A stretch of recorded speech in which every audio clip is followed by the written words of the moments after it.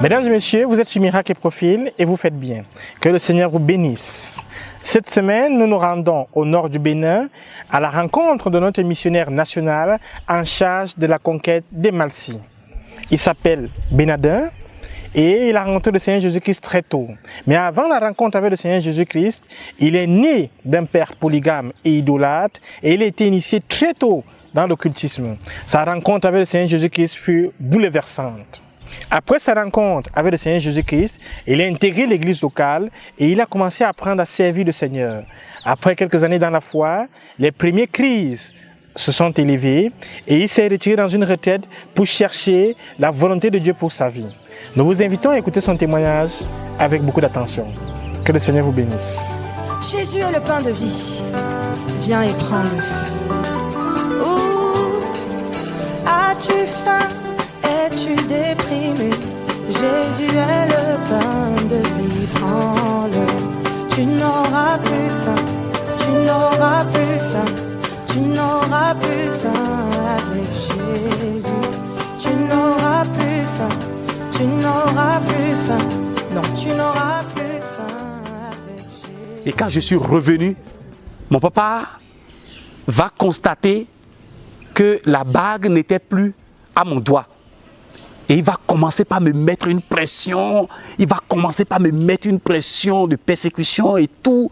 Et rapidement, je vais reprendre la bague et je vais mettre la bague au doigt et je vais revenir encore à mon papa complètement.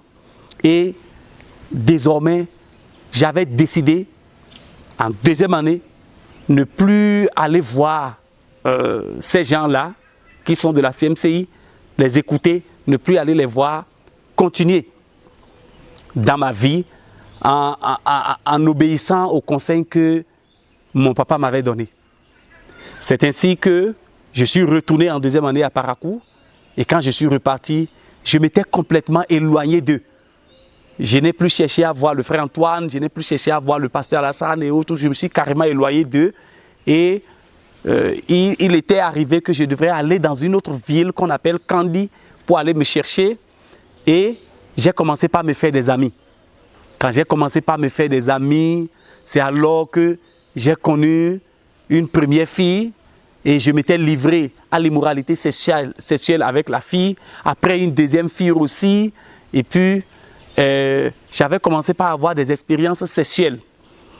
Dans mon passé, j'avais connu 2 filles dans ma vie, dans le passé. Et je suis allé dans cette ville, à Kandi, travailler et revenir. Quand je suis revenu, je vais intégrer une maison où il y avait certains chrétiens. Et c'était des vrais croyants qui lisaient la Bible, qui comprenaient la Bible.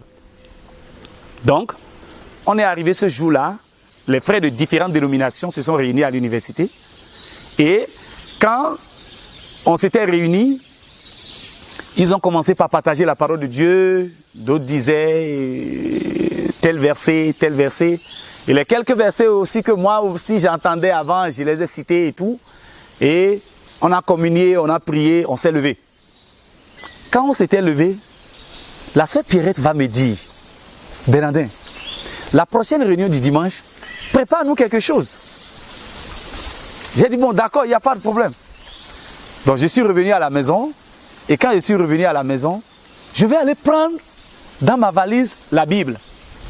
Et je vais chercher maintenant un message pour me faire le maître, pour leur montrer que je suis l'enseignant, je connais. J'avais aussi quelques dépôts en moi. Et donc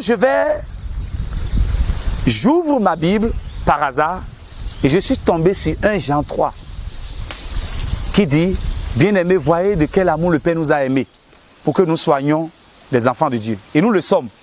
Si ce que nous sommes, si le monde ne nous connaît pas, c'est ce que nous sommes n'est pas encore manifesté. Mais nous savons que quand ce que nous serons sera manifesté, nous serons semblables à lui et nous le verrons tel qu'il est. Quiconque a cette espérance en lui se purifie comme lui-même il est pur. Et j'ai continué le verset qui disait: celui qui pêche transgresse la loi. Et le péché est la transgression de la loi. Or, vous savez que le Fils de Dieu est apparu afin de détruire les œuvres du diable. Celui qui l'a connu ne pêche point. Celui qui pêchait du diable. Et il dit, il y a la fin du verset là où je me suis arrêté disait, c'est pas cela qu'on reconnaît les enfants de Dieu et les enfants du diable. Je dis, ah, j'ai pris ce verset, j'ai dit, c'est avec ça que j'ai prêché. Je suis allé le dimanche, on a présenté au campus et on m'a dit, bon Bernardin, conduis-nous. J'ai pris ce verset et j'ai expliqué celui qui péchait du diable. Et j'ai expliqué, démontré les choses, démontré. Pendant que je vivais dans la fornication et tout, j'ai démontré, expliqué tout. Et quand j'ai fini, les gens me regardaient. Quoi? C'est pas vrai. Ils ont commencé par se poser des questions. J'ai des questions. J'ai dit non, je ne vais répondre à aucune question. Ils ont dit non, on a des questions. J'ai dit je ne vais répondre à aucune question. Je me suis levé parce que mon cœur a commencé par battre. J'ai commencé par sentir que mon cœur battait. Donc, je voulais vite quitter là. Les gens disent non, s'il vous plaît, frère, par rapport au péché. J'ai dit non, non, non, je ne peux pas. Après, j'ai pris ma Bible, j'ai quitté. Mon cœur battait. Je courais sur la voie. Je sentais mon cœur battre. Je suis venu. Sur la voie, je vais entendre maintenant une voix qui me disait, tu sais très bien que toi-même, ça ne te concerne pas. Tu sais très bien que tu vis dans le péché et que ce que tu as prêché, tu sais que ça ne te concerne pas. Ça venait comme un marteau, bim. Tu sais que ça ne te concerne pas, bim. Tu sais que... Ah! Et je transpirais. Et je ne voulais pas que quelqu'un me voie. Donc je suis venu à la maison, essoufflé par cette voix qui me disait, tu sais très bien que tu es un pécheur. Tu sais que tu es un pécheur. Tu sais que tu es un fils du diable. Tu sais que c'est par là qu'on reconnaît les enfants de Dieu et les enfants du diable. Et ça sonnait. Je ne pouvais plus. Je suis allé rester, je suis venu à la maison, je suis allé rester quelque part. Et ça m'étouffait. Et la voix disait, tu sais que tu es un fils du diable. Tu es un fils du diable. Et je ne pouvais pas, ça m'essoufflait. Je respirais. Je respirais. Quand je respirais, le frère Amel, qui était le voisin qui étudiait la Bible, il est venu parce qu'il a participé à la réunion. Il est venu. Il a dit, qu'est-ce que tu as? Pourquoi tu es si essoufflé? Et j'étais comme ça, j'étais essoufflé. J'ai dit non. Il a dit non. Qu'est-ce que tu... Explique-moi. Il n'y a pas un problème qui n'a pas de solution dans cette vie. Dis-moi ce que tu as. Alors je lui ai expliqué ma vie. J'ai dit en fait, je ne suis pas un chrétien. C'est la sœur Pierrette qui m'a demandé de faire ceci. Et j'avais voulu faire. Mais depuis ce temps, quelque chose me torpille. Et je n'arrive pas. Je suis essoufflé. Je ne veux plus continuer. Je veux que vous compreniez que je ne suis pas dans cette histoire. Et je lui ai raconté ma vie, comment quelqu'un m'a invité à l'église, comment j'allais, mais que aussi, etc. Il a dit, c'est tout. J'ai dit, oui, c'est tout. Il a dit, je te comprends. Est-ce qu'on peut avoir une séance d'enseignement? Il a dit, je connais ton problème.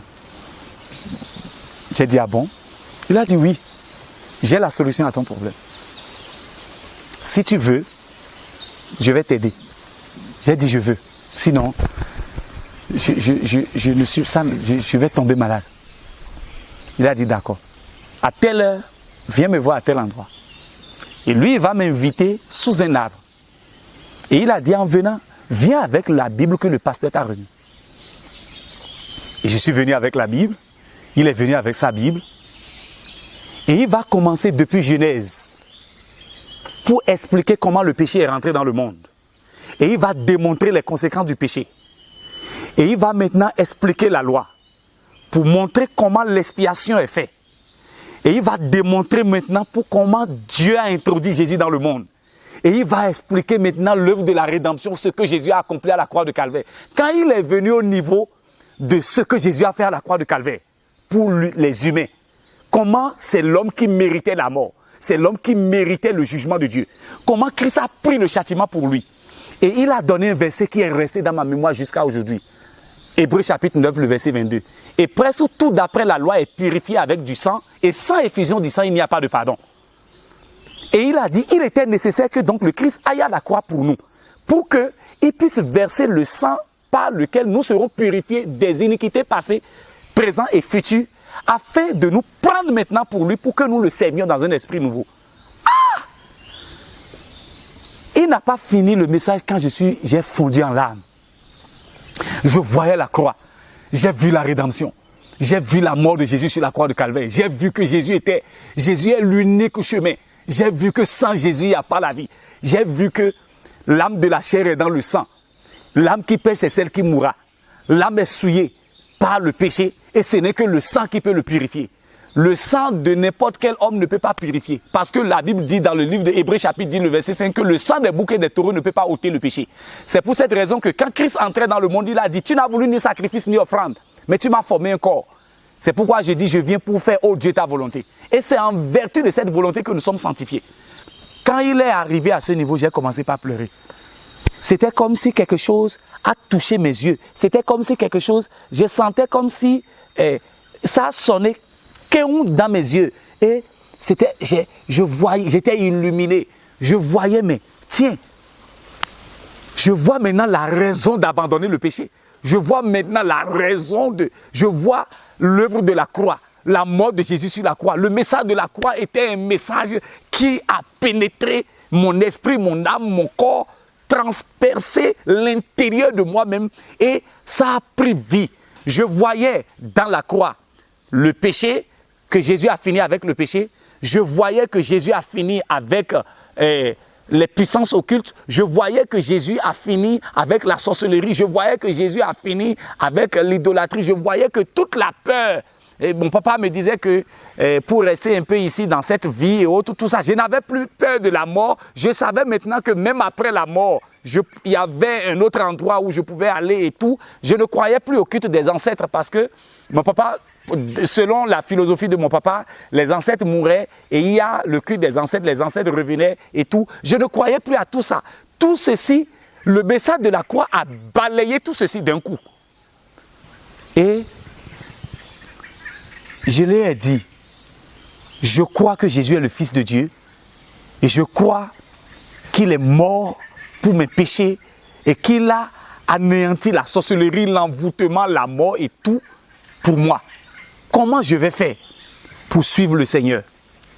Et il m'a dit, comme tu as compris le message, retourne faire l'exercice que Antoine t'a demandé de faire.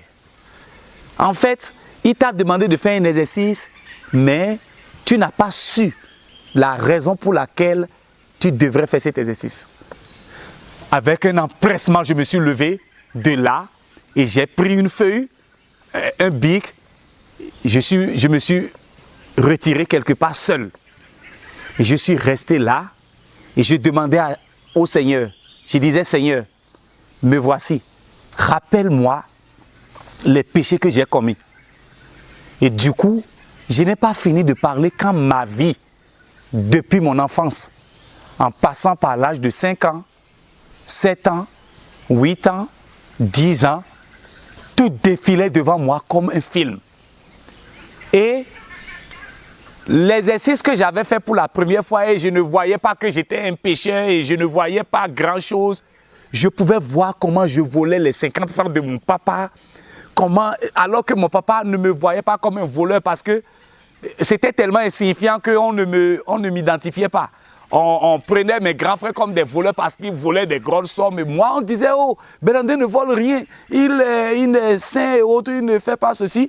Je voyais comment aussi de temps en temps, l'alcool que mon papa prenait là, je ne buvais pas trop, mais je volais une capsule et je buvais les choses, des pratiques que j'avais, des petits trucs que je faisais, que j'avais déjà oublié, tout ce que je faisais, j'avais déjà oublié tout ça. Tout cela revenait et c'était devenu un gros péché à mes yeux. C'était tellement horrible pour moi. Alors que l'exercice que j'avais fait premièrement, je ne voyais rien de tout ça. Je voyais que j'étais un homme misérable. Je voyais que j'étais un grand pécheur. Je voyais que j'étais tellement sale. J'étais tellement sale, tellement sale que je voyais comment je blasphémais contre Dieu, comment je péchais contre Dieu, comment j'étais borné à la sagesse, sagesse dépourvue de sagesse, pensant que je connaissais quelque chose. J'ai pleuré, j'ai écrit des choses des choses quand j'avais 5 ans, des choses quand j'avais 7 ans, des choses quand j'avais 8 ans que j'ai déjà oublié. Tout ceci est revenu. Et je les ai toutes écrites. Quand j'ai regardé la feuille était surchargée. Recto verso, c'était plein. Et quand j'ai regardé ça, je disais, Seigneur Jésus, j'ai trop de péchés. Tu ne peux pas prendre un homme comme moi. Je ne sais pas si quelqu'un comme moi peut être encore utile à quelque chose. Parce que j'ai trop de péchés. Et je vais finir de dire ça. Et j'ai dit, Seigneur Jésus, est-ce qu'il y a encore une possibilité? J'étais seul. Est-ce qu'il y a encore une possibilité de me reprendre pour que je puisse être un de tes disciples? Puis, comme d'habitude, j'ouvre ma Bible de façon aléatoire. Et je tombe dans le livre de Jean qui dit, je ne mettrai pas dehors celui qui est venu à moi. Quand j'ai eu ce verset, mon cœur, c'était comme si un poids, j'étais déchargé. J'étais tellement déchargé. Et tout ceci, tout ce qui était comme un poids où je voyais que j'étais si sale d'un coup, c'était comme si d'un coup j'étais devenu une autre personne. C'était comme si c'est maintenant que je suis né et que je n'ai jamais péché. Et j'ai demandé au Seigneur, accepte-moi, comme tu ne veux pas me mettre au dehors, j'accepte de devenir ton serviteur. J'ai fini, j'ai eu envie de lire toute la Bible. En même temps, j'ai eu envie de jeûner. En même temps, j'ai eu envie de prier. En même temps, j'ai eu envie d'aller à l'église. En même temps, j'ai envie d'être avec les frères. En même temps, je ne voulais plus avoir, et autres, etc. J'ai appelé la fille avec qui j'étais en fornication. Et je lui ai dit, écoute, j'ai reçu Jésus dans ma vie, on ne pourra plus continuer. Elle a dit, et si je devenais chrétienne? J'ai dit, même si tu devenais chrétienne, là, ce n'est plus possible. J'ai fini avec ça. Je ne veux même plus avoir affaire avec affaire de femmes. J'ai pris les bagues, les choses que mon papa m'avait données, tout. Je suis allé brûler ça, sans avoir peur. J'avais un poste radio que j'avais acheté à l'époque. Et quand j'avais décidé de reprendre ma vie, j'ai acheté des musiques, des CD de Jackie Rapon, de Céline Dion, de Whitney Houston, de Robert Kelly et tout que j'aimais écouter. Je suis allé, personne ne m'a enseigné. D'un coup, j'ai eu du dégoût pour toutes ces chansons, pour toutes ces choses. Je suis allé prendre ces CD-là, je les ai brûlés, j'ai cassé tout. J'étais un fan de la belote et du football. Et il y avait un jeu de cartes qu'on appelait belote. Je jouais jusqu'à ce qu'on m'amenait en compétition. Des fois, je jouais à la belote jusqu'à 2 h du matin. J'ai eu un dégoût. J'ai pris toutes les cartes, je les ai brûlées, j'ai détruit tout. J'aimais tellement le football. La Coupe d'Afrique. J'étais au Bénin, mais je connaissais toute l'équipe camerounaise parce que mon équipe préférée, c'était l'équipe les Lions Indomptables du Cameroun. Je connaissais les Samuel, j'étais fan de Samuel Eto'o, Bill Chateau, Salomon Olembe, Vivian Foé, Jérémy Nditap, Lorraine Etame Maya, Rigobert Song et tout. J'avais j'étais des fans. Du coup, toutes ces choses, j'avais eu des dégoûts. J'avais perdu le goût à toutes ces choses au football, à toutes ces choses, j'ai brûlé tout. Et j'ai pris le poste et je suis allé donner au frère Armel. Parce que je me disais, qu'est-ce qu'il faut lui donner en guise de reconnaissance de la croix qu'il m'a fait connaître. Et il a dit, non, c'est le seul poste que tu as. J'ai dit, non, je ne veux plus garder ça. J'ai insisté, et il a pris ça, et je lui ai offert comme cadeau.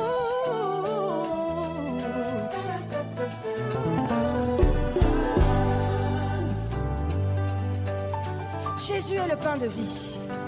Viens et prends-le.